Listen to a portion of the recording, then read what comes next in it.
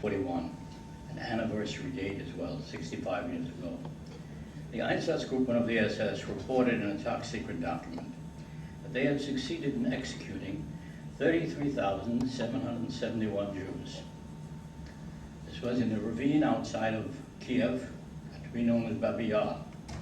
The methods of execution were indicated by what you've seen on the film, sometimes Sardellenpackung, as they called it, sardine packing, stripping them naked, lying them down head to foot, and then shooting them in the head, sometimes by firing squads.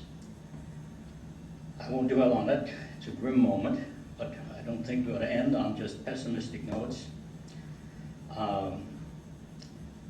September 29th, another anniversary, 1947. As one of the subsequent trials put on by General Taylor, the follow-up, I was the chief prosecutor against the SS Einsatzgruppen. Whitney Harris has mentioned his interrogation of Ohlendorf, who was our chief defendant, who admitted killing 90,000 Jews. I proved there that the 22 defendants were all guilty of murdering over 1 million people. I did not ask for the death penalty. I asked for the reasons given here by many of the judges. There's no penalty that you can impose on 22 defendants which will balance out somehow in cold justice when 1 million innocent men, women, and children, thousands and thousands of children, have been brutally slaughtered.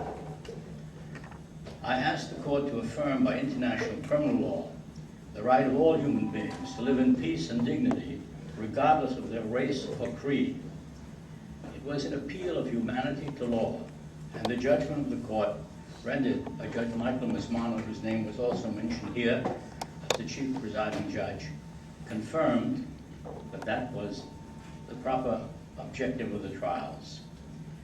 Then, interestingly enough, 50 years later, 50 years, almost to the day, and the day was 29 September 1947, in his first report to the General Assembly and to the Security Council, Professor Casesa, who was then the presiding president of both the International Criminal Tribunal for Yugoslavia and for Rwanda, ended his long report to the leaders of the world with a quotation.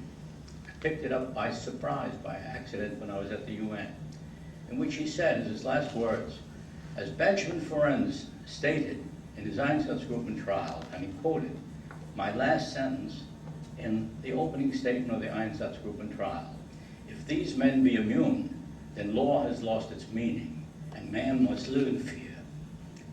So we see here the range of criminality, of an attempt to use the rule of law to prevent it in future, and 50 years later, through the imposition of international courts, the fulfillment of what had been a dream of my youth. So we're on the right track. Thank you very much.